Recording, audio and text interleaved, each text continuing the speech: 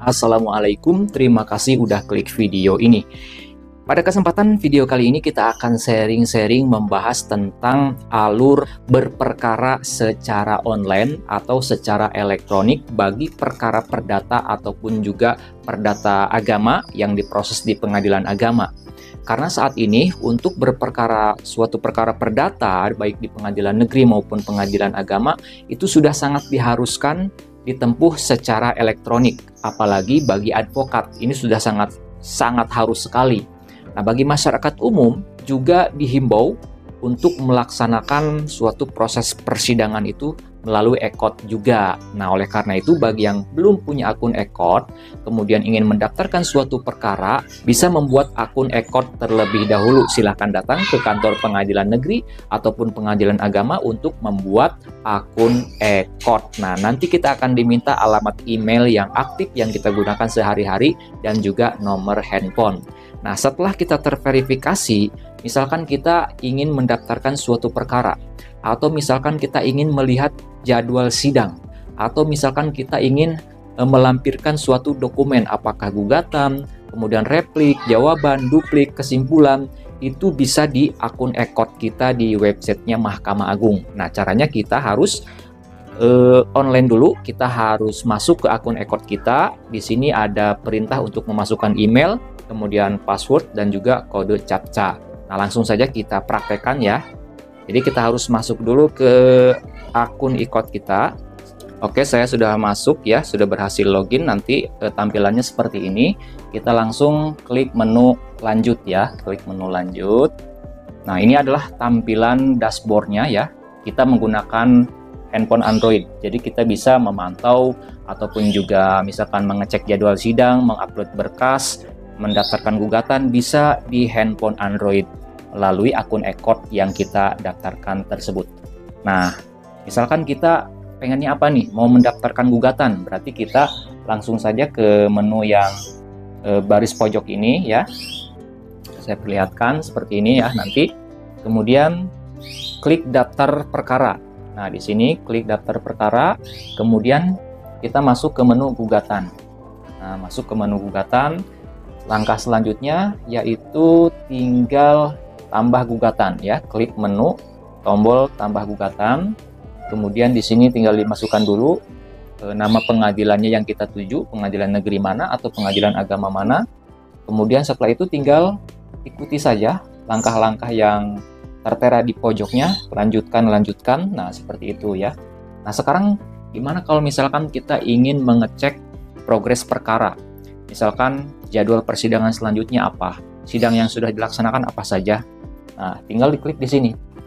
Ya, ini adalah daftar perkara yang sudah kita daftarkan secara online, akan tertera di layar monitor ataupun juga akun EKOT kita. Ini tampilannya tampilan handphone Android ya. Misalkan saya klik suatu perkara yang sudah didaftarkan. Nah, di sini ya, ini tampilannya kapan gugatan tersebut didaftarkan, kemudian juga para pihaknya siapa, di sini juga tertuang. Kemudian juga selanjutnya tentang jadwal persidangan. Ada juga yang mencantumkan ya, suatu pengadilan mencantumkan secara rinci kalender persidangannya itu apa aja. Ada juga yang mencantumkan seperti itu, ada juga yang tidak sebetulnya ya. Kemudian kita ingin melihat proses ataupun juga tahapan persidangannya. Kita langsung klik menu persidangan di sini. Nah, di sini akan tampil hari-hari persidangannya, hari, tanggal, bulan, dan tahun berapa. Di sini juga tertera jadwalnya ya, kalender sidangnya. Kemudian di sini persidangan yang sudah dilaksanakan akan tampil menunya seperti ini. Nah, ini adalah jalannya persidangan secara elektronik, teman-teman.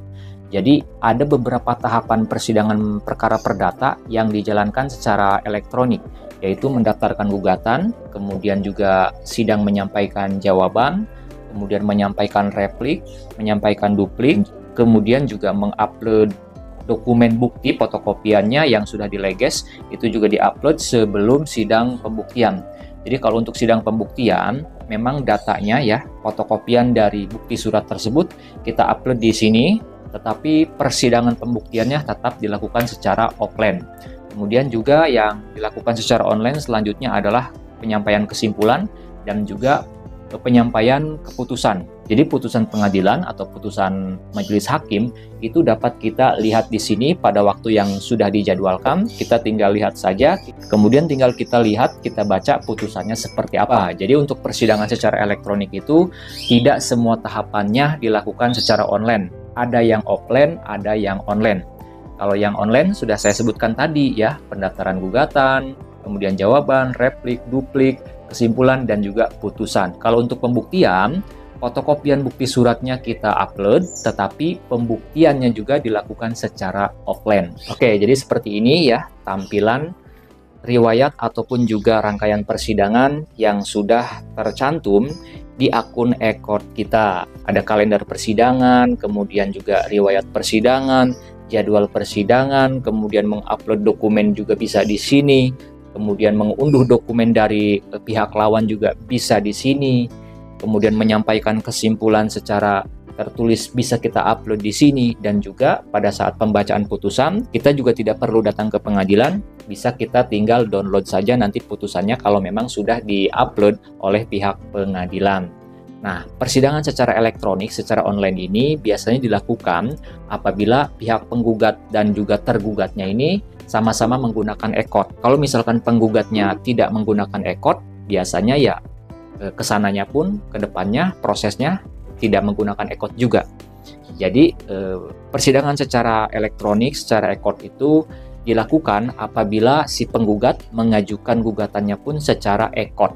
Tapi nanti tergugatnya ditanya juga, apakah saudara tergugat bersedia untuk bersidang secara elektronik atau keberatan, misalkan tidak paham. Nah, itu biasanya ditawarkan juga oleh majelis hakim. Tapi kalau misalkan tergugatnya dia seorang advokat, biasanya hakim mewajibkan untuk proses tahapan-tahapan persidangan yang bisa dilakukan secara online itu ditempuh secara e-litigasi atau persidangan melalui jaringan elektronik. Mudah-mudahan bisa menambah wawasan bagi kita semua.